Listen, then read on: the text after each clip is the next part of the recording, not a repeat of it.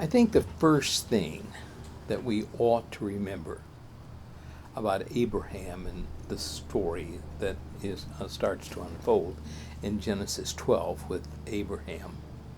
He's going down to Egypt and he's coming back into the land of Canaan. I think the first thing that we need to understand is that Abraham is learning about God. So sometimes Abraham does things that makes you wonder about his orthodoxy. If he's worshiping the gods of the land, he's not really. Abraham isn't really worshiping the gods of the land, but he's becoming acquainted with who Yahweh is, with the difference between the way God is revealing himself to Abraham and to his family, and what many of the people of the land of Canaan thought about the gods. They believed in many gods, obviously, except Abraham. But Abraham himself is coming to an understanding that God is one. He says and does things occasionally that don't appear to be very orthodox. When Abraham got into the land of Canaan, we remember in the 12th chapter that that a famine came almost at the same time, or at least at some point, while Abraham is relatively new in the land of Canaan. A famine comes. And we talked some last week about how it was in the ancient world. The people who lived in the dry country to the north and east of the land of Egypt, they depended on rain from heaven or maybe an oasis. But a famine that came upon them meant often death for the people of the family of the famine, who were affected by the famine, who simply had nothing to eat. And so the people of Canaan, the people in that part of the world, Jerusalem and north, and then over toward the Mediterranean Sea, when they saw that there was no food for them to eat, in desperation they went to the land of Egypt. Because Egypt didn't depend upon rain. It depended on the overflowing of the Nile of its banks. And that had to do with rain that took place way south. The Nile is about the longest river in the world. And so where the flood came from, and then where it actually had an effect, was a long distance from one another. So that the people who lived well below the land of Egypt might not know very much about the people who lived far north in the land of Egypt. And so Abraham, along with many of the other people of the land around Egypt, went with the hordes that came down to the land of Egypt and tried to get some food to try to survive. I mean, it's hard to find fault, isn't it, with somebody who's trying to find food to feed their family. And so Abraham came down to the land of Egypt, and last week we studied some of the difficulties that Abraham ran into. His wife was very beautiful, and there is a document that's found written in Aramaic in the Dead Sea Scrolls called the Apocryphon of Abraham. And in it, the officials of Egypt tell the Pharaoh what a beautiful wife Abraham has. And so the Pharaoh of Egypt is going to add Sarai to his harem. But he isn't able to do that because God gets in the way. God tells him not to touch the woman, that Abraham is a chosen vessel for himself. And so there was, Abraham now has to leave the land of Egypt. But before he does, the Pharaoh gives Abraham and his nephew Lot, who has also made the same trip, gives them all a great deal of gold and of wealth and of all the food that they can have. And so Abraham and Lot are both fairly wealthy men when they come out of the land of Egypt. When they come back into the land of Canaan, the use of the word south is a little tricky. The Hebrew word is the Negev, the south part of the land of Israel. And that was an area where there was very little rain, and the people who lived there were especially subject to starvation, even if they had livestock like goats and sheep. Still, it was hard for them to find even scrub brush to live on. But in the 14th chapter of the book of Genesis, I think we should skip probably over to the 15th chapter, that Abraham has, he is still called Abram, the father of a multitude is what the word means. And so I'm in chapter 13, verse 1. So Abram went up from Egypt to the Negev, to the south country. The Negev is the south land in the land of Israel. It is not a part of Egypt. And Abraham wasn't actually going south, he was going north. But it was the southern part of the land of Israel, or Canaan, that he came into. So he went and his wife and all that belonged to him, and Lot with everything that belonged to him. And Abram was very rich in livestock, in silver, and in gold. And he went on his journey from the Negev. Well, Abraham, along with Lot and Sarai, and of course the people, he had slaves with him, no doubt, and they traveled northward past the land where Abraham had been before he came to the land of Egypt. They went northward, north of Jerusalem, not far north of Jerusalem. Maybe it was 20 miles or so north and a little eastward or westward. But Bethel was almost due north from Jerusalem. And so Abraham took his family and he went and camped out, the Bible says, between Ai and Bethel. Now the word Bethel means house of God. And it particularly, in the book of Genesis, is associated with Jacob. And there's a lot said about Bethel later on. But at this time, Abraham finds the shrine that he had built for the worship of God near Ai and Bethel, and he camps out for a time there. But the land is still dry, and they still can't find much to survive on. And so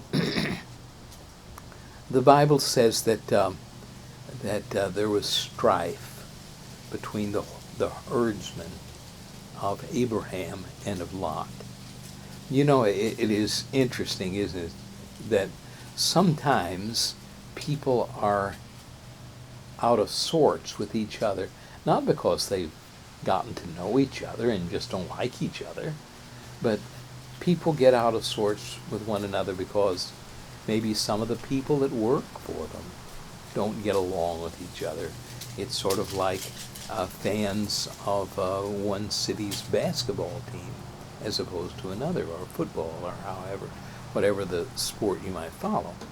And so Abraham and Lot's herdsmen don't get along with one another. It is interesting that Abraham is the older man, and so he's sort of taken Lot under wing. Lot is the son of his brother, of Abram's brother. And so Abram has taken Lot under wing because Haran, the father of Lot, has died.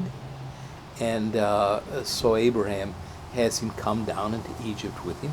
And when they come back up into the land of Canaan, Lot is still with Abraham and Sarai. But there is strife now because they have a great deal of property and possessions. And they have trouble dealing with one another because of their possessions. And so the Bible says that Abraham takes the initiative. And he goes to Lot and he says, we be brethren. We don't want strife between us. There aren't many people in the world that are serving Yahweh. And so Abraham is afraid that there may be warfare might break out between them and that they might be hurt in their endeavor to serve the God of heaven. That phrase, we be brethren, is one of the famous ones in the book of Genesis. Some years ago, when we had internecine arguments and squabbles within the churches of Christ, and there was a man in Abilene who was associated with Abilene Christian University. It was Abilene Christian College at the time, I think. But his name was J.D. Thomas.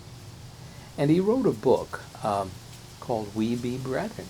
It's taken from this passage in Genesis. And there was the argument, the strife among our brethren was over how orphans should be taken care of and whether churches could cooperate in endeavors that more than one congregation might be interested in. And so there was a great deal of opposition in the church to things like Herald of Truth and to orphans' homes. And the Christian colleges, there were very few of the Christian colleges that went with this music, but Florida College was one of them. And so there was a great deal of strife going on in the 50s and the early 60s in churches of Christ. And so this book that J.D. Thomas wrote was a book about hermeneutics, really, how to interpret the Bible. At what point does the Bible, when an example is given, is it binding on the church? Should the church as a whole obey it? Or is it only a commandment for some individual? And so there was a great deal of trouble in the brotherhood during this period of time. And Thomas wrote this book trying to bring about peace among the church. I'm not sure that it ever succeeded in that. There wasn't, but a lot of people did read the book, and I was one of them. I thought it, and still think, that it was a well-written book and carefully considered. But this "we be brethren" is one of the phrases from the book of Genesis that has been very influential, that our brethren in churches of Christ have come back to again and again. Well, among other things, Abraham and Lot found that in the land of Canaan, with the divisions, that there was a great deal of idolatry. And so Abraham is wanting to protect the worship of God, being true to God.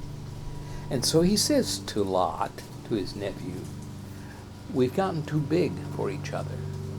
The land isn't able to support us both. And so if you will go to the east, I'll go west. If you go to the north, I'll go south. I'll try to get away from you. If you will try to get away from me.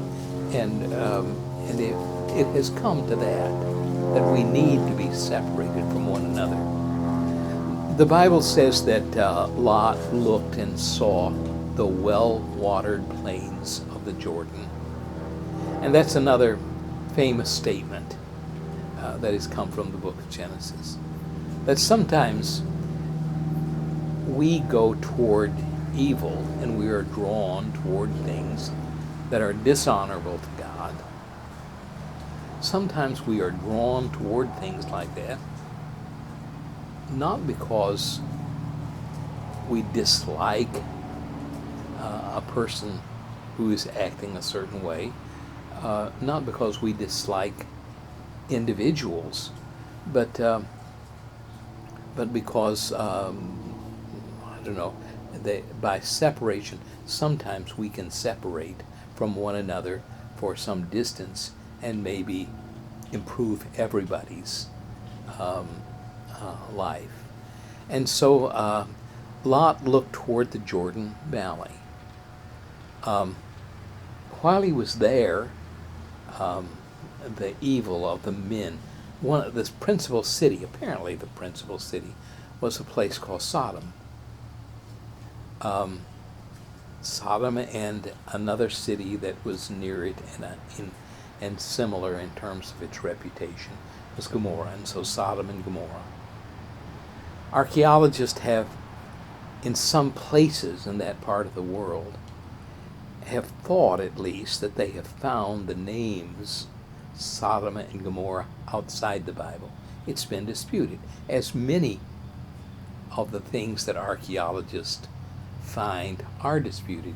It's not so hard sometimes to find things as it is to decide what they mean. And so some people have argued that this is evidence of the truth of the historical narrative of the Bible, because Sodom and Gomorrah are listed as real cities in both places, both in the remains, the archaeological remains of some cities, as well as what the Bible says. But there is uncertainty on that.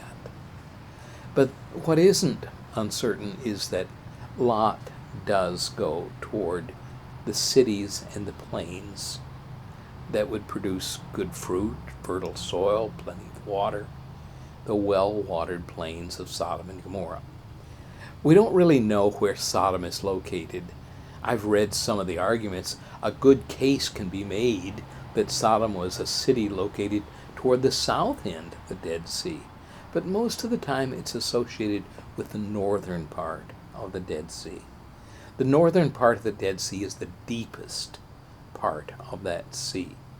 I've mentioned before, I think, that the Jordan River is mentioned, well, it's mentioned for the first time here in this context, but the Jordan River flows into the Sea of Galilee from the north, and then the Sea of Galilee is about 14 miles long, and then the Jordan River flows out of the south and goes toward the Dead Sea. It's not a big river, but it's probably one of the most famous rivers in the world. The land of Israel and the Jordan's kingdom today is separated by the southern part, at least, of the Jordan River. And so another thing that is of interest about the Jordan River is that when it leaves the Sea of Galilee, it is below sea level. Its entire length is below sea level. And where it flows into the Dead Sea, it is the lowest spot below sea level on the earth. It's part of a rift valley that goes on down into the central part of Africa. And there have been paleontologists who have thought that they have found human remains that are tens of thousands and sometimes older than that. You may have heard something about Lucy, and something of the Lucy was some bones. That's all it amounted to, but they were in time the bones had become fossilized, and so it is believed by many people that we have the first evidence of human existence.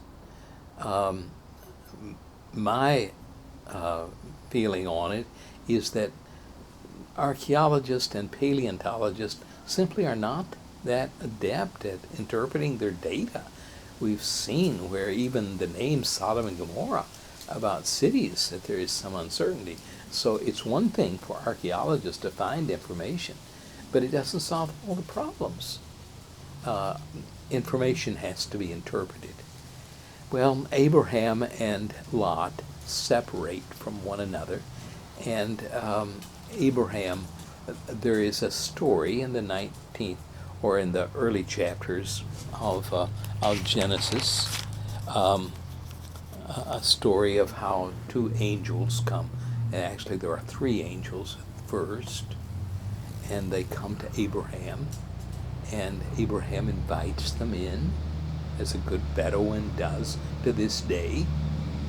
Any stranger, you're welcome to our house, and to whatever food and such, a place to stay, protection from the sun. There isn't much rain in that part of the world. And so they stay with Abraham for a time, and then Abraham travels with them. One of these visiting angels, we call them angels, and they are sometimes called angels in the Bible. But one of them is called Yahweh, the personal name of God. And Abraham talks. I don't know what all we should draw from that, but Abraham talks with and bargains with one of these angels.